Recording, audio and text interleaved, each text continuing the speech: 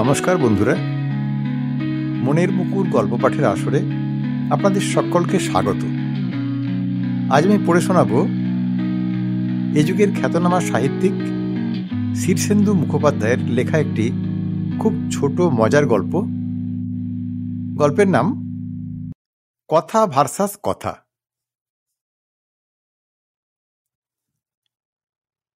বড়দাবাবু সকালে জলখাবার খেয়ে বাজারে বেরোতে যাবেন। এমন সময় যোগেনবাবু এসে হাজির। মুখখানা ভারী চিন্তিত। চিন্তার তীব্রতায় চশমা নাকের ডগায় এসে নেমেছে, গোঁফ ঝুলে পড়েছে এবং গায়ের জামাটা উল্টো করেই পরে চলে এসছেন।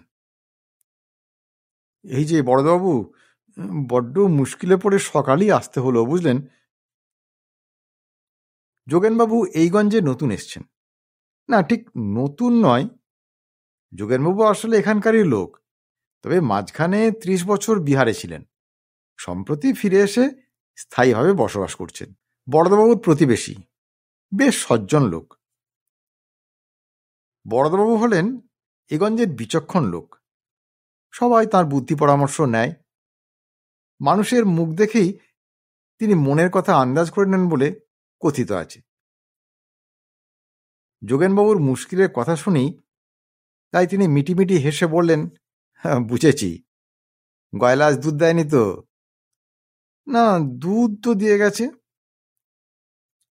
তবে কি ঠিকে কাজের লোক কামাই করেছে? না না, সে তো কামাই করেনি। তাহলে কি ওই শীতলা কমিটির ছেলেগুলো 100 টাকা চাঁদা চাইছে? আগে না, তাদের আমি তো 5 টাকা চাঁদা দিয়েছি। তাহলে কি গিন্নির দাঁত কনকন করছে? আগে তাকে তো একটু আগে চাল ভাজা খেতে দেখে এলাম। না না, সেসব নয়, আসলে আমি জানতে চাইছিলাম, ওই যে কথায় বলে না, দুষ্টু গরুর চেয়ে শূন্য গোয়াল ভালো, তা সেই কথাটা কি ঠিক, নাকি শূন্য গোয়ালের চেয়ে দুষ্টু গরুই ভালো? আহা, এতে আবার মুশকিলের কি হলো? দুষ্টু গরুর চেয়ে শূন্য গোয়ালই তো ভালো মশাই। দুষ্টু গরুর তো অনেক হ্যাপা, গুঁতোয়, দড়ি ছিঁড়ে পালায়, অন্যের বাগানে বেড়া ভাঙে, দুধ দিতে চায় না। কিন্তু আপনার তো গরুই নেই, তাহলে অত ভাবছেন কেন? না, গরুকে নিয়ে ভাবছি না, কথাটা নিয়ে ভাবছি। এই তো কদিন আগেই শুনলুম নেই মামার চেয়ে নাকি কানা মামাও ভালো। তা এই কথাটাও কি ঠিক, নাকি কথাটা হবে কানা মামার চেয়ে নেই মামাও ভালো?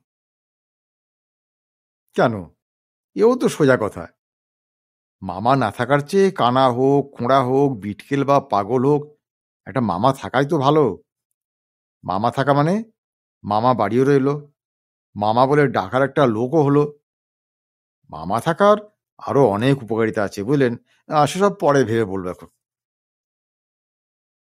কিন্তু কথাটা কি উল্টো হয়ে যাচ্ছে না বড়দাবাবু? একবার বলছি দুষ্টু গরুর চেয়ে শূন্য গোয়াল ভালো, আবার বলছি নেই মামার চেয়ে কানা মামা ভালো।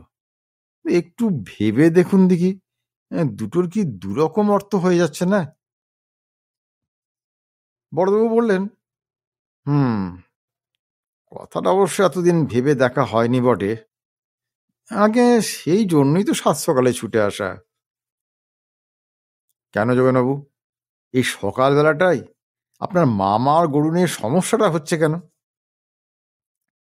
না, আসলে কি জানেন, আমার কানাই মামা এই সকালই একটা গরু নিয়ে এসে হাজির হয়েছেন। বলছেন, তোর গোয়ালটা খালি পড়ে আছে দেখে ভারী খারাপ লাগলো রে, তাই তোর জন্য একটা গরু নিয়ে এলাম। দাম বেশি নয়, এই 5,000 টাকা। তা তুই না হয় 50 টাকা কমই দিস। গরু খুব উপকারী জিনিস, গৃহস্থ ঘরে গরু না থাকাটা ঠিক নয়, বুঝলি। তাই মনে হলো যে কথাটা আপনাকে একটু জিজ্ঞেস করে যায়। কথাটা কি কানা মামার চেয়ে নেই মামা ভালো, নাকি শূন্য গোয়ালের চেয়ে দুষ্টু গরুই ভালো? বড়বাবু একটু কাহিল করায় বললেন, গরু এবং মামা এ দুটোই দেখছি বেশ জটিল ব্যাপার মশাই, ব্যাপারটা নিয়ে ভাবতে হবে। যোগেনবাবু ভারী অসন্তুষ্ট হয়ে বললেন, মানুষের দোষ কি জানেন? এই ভালো করে আগাগোড়া না ভেবি ফাঁস করে এক একটা কথা বলে বসে। একবার বলছে মামা না থাকার চেয়ে কানা মামা ভালো, ফের বলছে দুষ্টু গরু বিদেয় করো, গল শূন্য থাক। একবার বলা হচ্ছে থাকাই ভালো, আবার বলছে না থাকাই ভালো। তাহলে কোনটা ধরবো বলুন তো? বড়বাবু একটু ভেবে নিয়ে বললেন, কথাটা কিন্তু কানা মামাকে নিয়ে। প্রবাদে স্বাভাবিক মামাদের উল্লেখ কিন্তু নেই, কিন্তু কানা মামার উল্লেখ আছে। অর্থাৎ অন্য মামা না থাকলেও চলবে, কিন্তু কানা মামা থাকাই চাই। তা আপনার মামা কানা নন তো?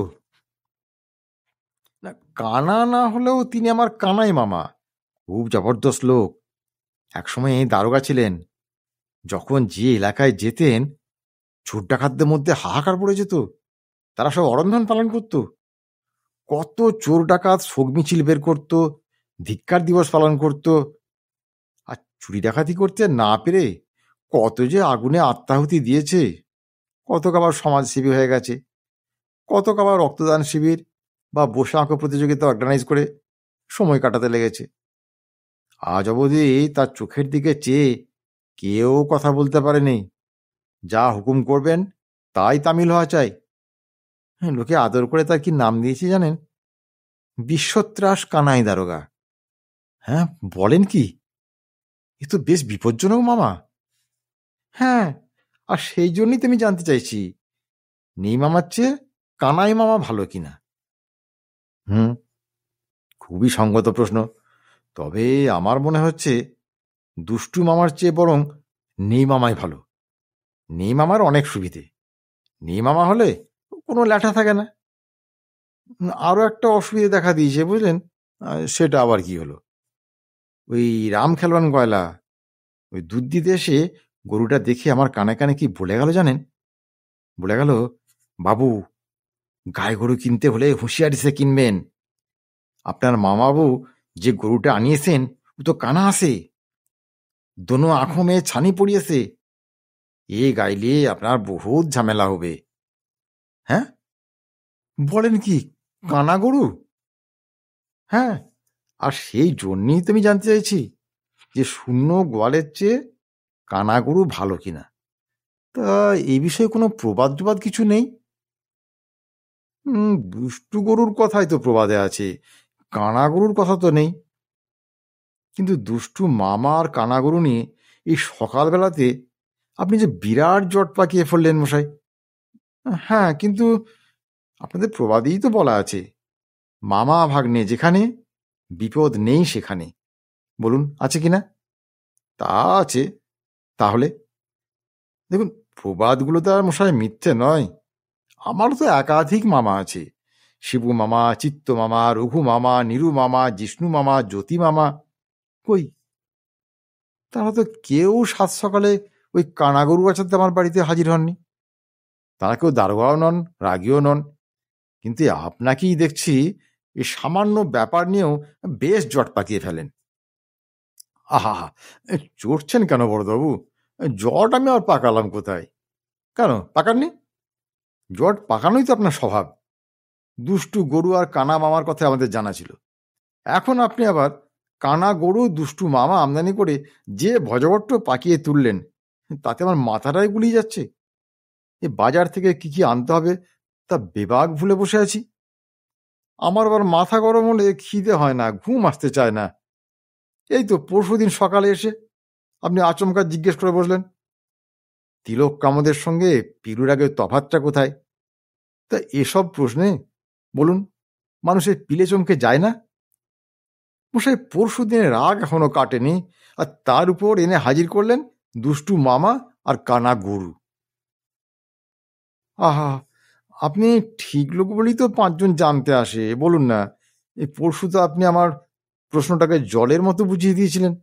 আপনি বলেছিলেন না যে পিলুর সঙ্গে তিলক কামাদের তফাৎ হলো এই ঝিঙের সঙ্গে ঢ্যাঁড়সের যা তফাৎ, বোয়ালের সঙ্গে চিতলের যা তফাৎ, ভালুকের সঙ্গে গরিলার যা তফাৎ।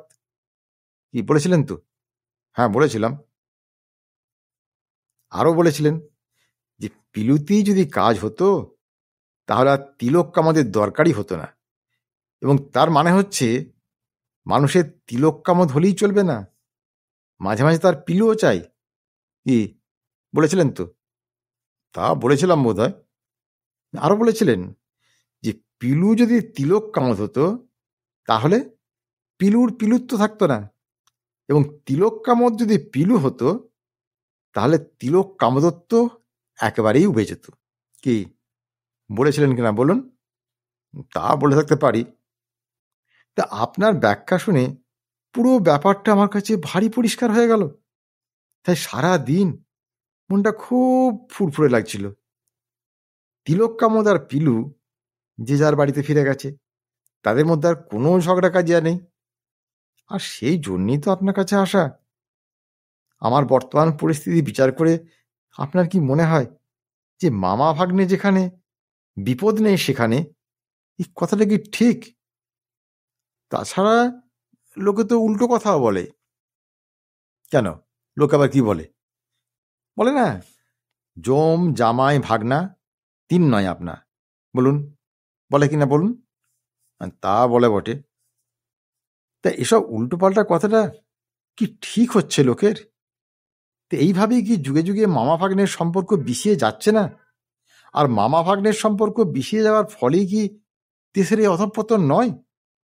চারিদিকে এই যে এত দুর্নীতি, চুরি, জোচ্চুরি, মিথ্যাচার, এর পেছনে কি এইসব উল্টোপাল্টা প্রবাদের প্রচ্ছন্ন হাত নেই? আবহমান কাল ধরে কি ওই কানা মামা ও দুষ্টু গরুরাই আমাদের বিভ্রান্ত করছে না? যোগেনবাবু, আমার মাথাটা যে ঘুরছে, আমি যে চোখে অন্ধকার দেখছি। আগে আমারও একটু আগে ওরকমই হচ্ছিল। কানাই মামা এখন দুধ চিনি দিয়ে ফলার করছেন, বুঝলেন? এই ফলার সেরেই গরুর দামটি নিয়ে রওনা হবেন। তাই আপনার কাছে ছুটে আসা। যদি ৫,০০০ টাকা ধার দেন তাহলে আমি সারা জীবন আপনার কাছে ঋণী হয়ে থাকবো মশাই। বন্ধুরা, আজকের গল্প তাহলে এখানেই শেষ করছি। যদি গল্পটি আপনাদের ভালো লাগে তাহলে চ্যানেলটি সাবস্ক্রাইব করার জন্য আপনাদের কাছে বিশেষ অনুরোধ জানাচ্ছি। আর গল্পটি ভালো লাগলে অবশ্যই একটি লাইক দেবেন ও গল্পটি শেয়ার করবেন।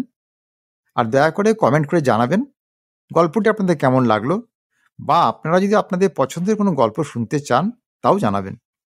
আজ তাহলে এই পর্যন্তই। খুব শীঘ্রই আবার আপনাদের সামনে হাজির হব এরকম একটি সুন্দর গল্পের ভিডিও নিয়ে। ততক্ষণ সবাই খুব ভালো থাকুন, সুস্থ থাকুন। নমস্কার।